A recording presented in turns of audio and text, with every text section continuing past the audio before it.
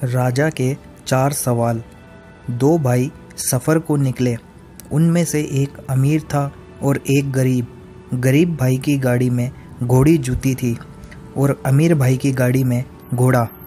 चलते चलते रात हो गई तो आराम करने के लिए रुक गए। रात को गरीब भाई की घोड़ी ने बच्चा जना। बच्चा लुढ़क कर अमीर भाई की गाड़ी के नीचे आ गया। सुबह होते ही जब अमीर भाई ने बच्चे को अपनी गाड़ी के नीचे देखा तो गरीब भाई को जगाकर कहा, देख मेरी गाड़ी ने बच्चा जना है। गरीब भाई बोला, भैया गाड़ी बच्चा कैसे जन्म सकता है, यह बच्चा तो मेरी घोड़ी ने जना है, वही लुढ़क कर तुम्हारी गाड़ी के नीचे आ गया है। दोनों भाई झगड़ने लगे और अदालत की शरण में गए। अमीर भाई ने हाकिम को रिश्वत देकर अपनी ओर कर लिया, पर गरीब भाई के पास देने को कुछ भी नहीं था। उसके पास तो सच्चाई थी। आखिर यह मामला महाराज के पास पहुंचा।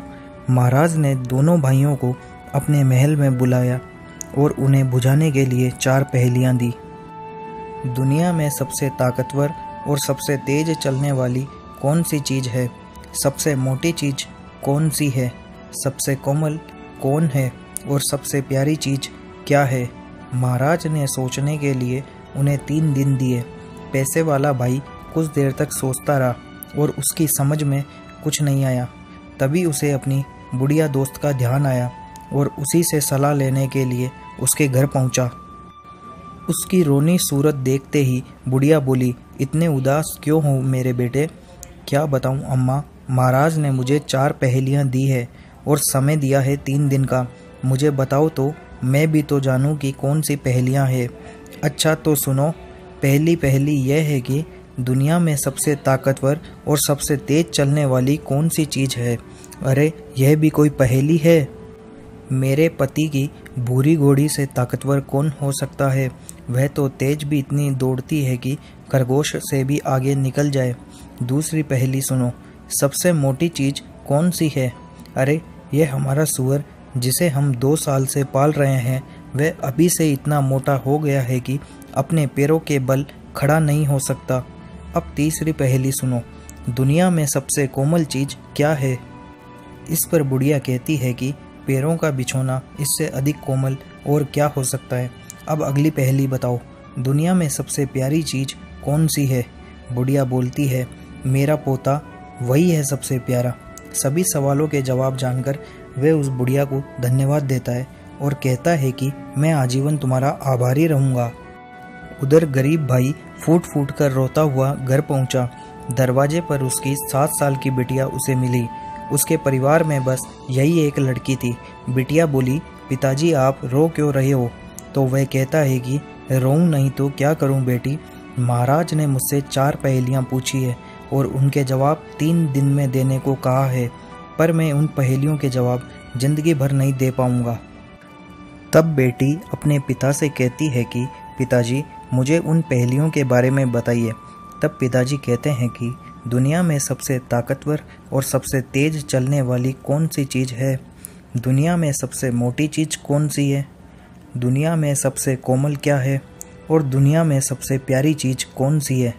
तब बिटिया कहती है कि पिताजी आप महाराज के पास जाइए और उनसे कहिए कि सब चीज़ों से ज़्यादा ताकतवर और तेज हवा है और सबसे मोटी चीज़ धरती है, क्योंकि दुनिया की तमाम जानदार चीज़ों का वही पालन पोषण करती है और उनका भार सहन करती है।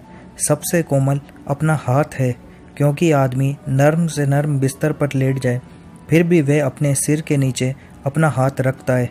और दुनिया में सबसे प्यारी चीज़ नींद है।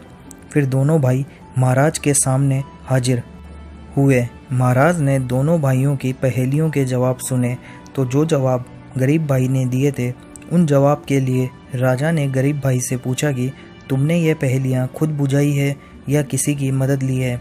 तब गरीब भाई कहता है कि महाराज मेरी एक बिटिया है 7 साल की, उसी ने जवाब बताए। तब राजा कहता है कि अगर तुम्हारी बेटी इतनी ही बुद्धिमान है तो लो ये रेशम का धागा और उसके पास ले जाओ और उससे कहो कि कल सुबह तक इस धागे से मेरे लिए एक तौलिया बुन दे। गरीब भाई ने रेशम का वह जरा सा धागा ले लिया और जब वह घर पहुंचा तो फिर उसके चेहरे पर मायूसी छाई हुई थी। और वह चिंता और शोक के सागर में डूबा हुआ था। तब उसकी बेटी उससे पूछती है कि क्या हुआ पिताजी। तब वह व्यक्ति अपनी बेटी से कहता है कि महाराज ने हुक्म दिया है कि तुम रेशम के जरा से धागे से उनके लिए एक तौलिया बना दो। पिताजी आप चिंता ना कीजिए, बिटिया ने जवाब दिया। उसने झाड़ू से एक सींक निकाली और पिताजी को दी और बोली, इस सींक को महाराज के पास ले जाइए और उनसे कहिए कि पहले कोई ऐसा कारीगर ढूंढे जो इस सींक से करगा बना दे। मैं उस करगे पर ही महाराज के लिए तौलिया बुनूंगी। तब वह गरीब आदमी महाराज के पास गया और महाराज को बताया कि बिटिया क्या चाहती है। महाराज लड़की की अक्लमंदी को समझ गया, इसलिए करगे की बात को टाल दिया और अपनी दूसरी शर्त रख दी। गरीब आदमी को 150 अंडे देते हुए बोला, ये अंडे अपनी बेटी को देना और उससे कहना कि कल सुबह तक इनसे 150 अंडों से चूजे तैयार कर दे। गरीब आदमी घर लौटा तो पहले से भी ज़्यादा दुखी और निराश नजर आया। अब क्या होगा बेटी, एक मुसीबत जाती है तो दूसरी आ जाती है। इतना कहकर उसने अपनी बेटी को आज की नई शर्त के बारे में बता दिया। तब बेटी अपने पिता से कहती है कि आप दुखी मत होइए, लड़की ने सारे अंडे घर में खाने के लिए रख लिए। वह अपने पिता से बोली, आप महाराज से कहो कि चूजों के लिए एक ही दिन में उगा हुआ दाना चाहिए।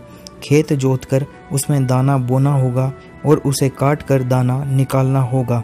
यह काम एक ही दिन में पूरा हो जाना चाहिए, नहीं तो अंडों से निकलने वाले चूजे दाना नहीं खाएंगे।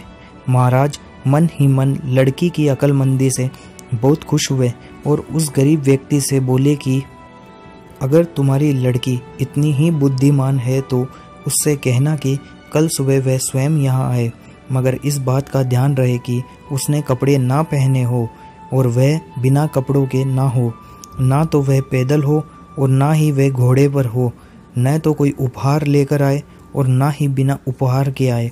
गरीब आदमी ने सोचा कि अब तो शायद यह काम मेरी बेटी भी नहीं कर पाएगी, लेकिन बेटी ने अपने पिताजी से कहा कि आप चिंता मत कीजिए पिताजी, आप शिकारियों के पास जाइए और एक जिंदा खरगोश और एक जिंदा तीतर ले आइए। गरीब व्यक्ति एक जिंदा खरगोश और एक जिंदा तीतर खरीद कर ले आता है। अगले दिन मुंह अंधेरे ही लड़की ने अपने सारे कपड़े उतार दिए और मछली पकड़ने का जाल ओढ़ लिया, तीतर हाथ में लिया और खरगोश पर सवार होकर महाराज के महल की ओर चल दी। महाराज उसे महल के फाटक पर मिले। लड़की ने महाराज को झुककर प्रणाम किया और बोली, महाराज आपके लिए ये उपहार लाई हूँ। इतना कहकर उसने तीतर को आगे बढ़ाया, लेकिन महाराज उसे लेना ही चाहते थे कि वह जल्दी से उड़ गया। महाराज ने कहा, बहुत खूब, मैंने जैसा हुक्म दिया था तुमने ठीक वैसा ही करके दिखाया। अब तुम मुझे बताओ, तुम्हारे पिता बहुत गरीब है, फिर तुम लोग अपना पेट कैसे भरते हो? मेरे पिता सूखी ज़मीन पर मछलियाँ पकड़ते हैं, वे पानी में जाल नहीं बिछाते। मैं अपने पल्ले में भरकर मछलियाँ घर ले आती हूँ, फिर उनका शोरबा बनाती हूँ। मूर्ख लड़की, सूखी ज़मीन पर भी मछलियाँ किसने देखी है? मछलियाँ तो पानी में रहती है। महाराज आप तो बड़े बुद्धिमान हैं ना, लड़की ने व्यंग किया।